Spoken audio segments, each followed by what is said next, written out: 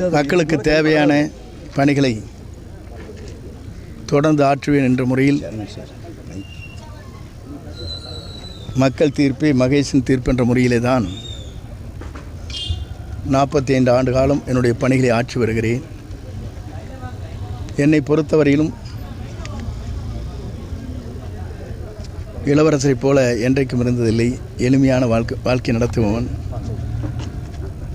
அப்படி நடத்திய காரணத்தின் அடிப்படையில் தான் 3 முறை வாக்காளரை தேர்தல் களத்திலே வருகை தந்து கேட்பதற்கு நேரமில்லாத நேரத்தில் நீ எங்கள் வீட்டு பிள்ளை என்ற முறையில் அனைவரும் வாக்களித்து வெற்றி பெற்ற வரலாறு இந்த தொகுதியிலே இருக்கிறது. ஆகவே அந்த வரலாற்றுக்கு சொந்தக்காரர்கள் இந்த பகுதியை சார்ந்திருக்கிற வாக்காளர் பெருமக்கள், கழகத்தின் முன்னோடி பொறுப்பாளர்கள், நம்முடைய கூட்டணியை சார்ந்தவர்கள், யாருக்கு மேலே கருத்துக்கள் சொல்வது சரியாக இருக்காது.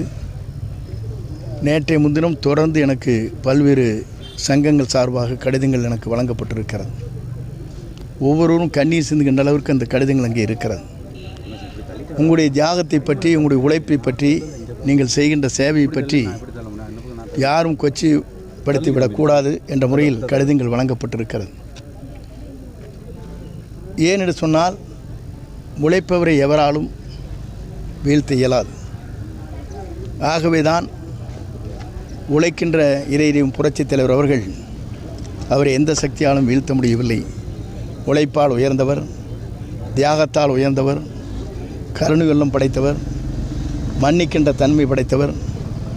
கஷ்டங்கள் வருகிற போது அந்த கஷ்டத்திலே தொண்டர்களுக்காக முன்னின்று தியாகத்தை செய்தவர்.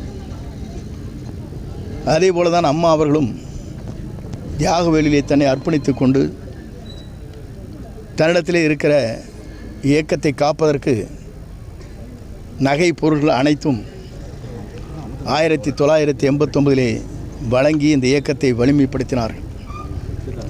அவர்களை பொறுத்தவரையிலும் மன்னிக்கின்ற உள்ளம், கருணை உள்ளம், தொண்டர்களை காப்பதற்கு என்ன நாம் உருவாக்க வேண்டுமோ அதை மனதிலே வைத்துத்தான் அந்த பணிகளை சீரோடும் சிறப்போடும் நடத்தினார்கள். அந்த வழியிலே நாங்களும் இந்த பயணங்களை மேற்கொண்டு வருகிறோம் என்பதை மகிழ்ச்சியோடு தெரிவித்துக் கொள்கிறேன்.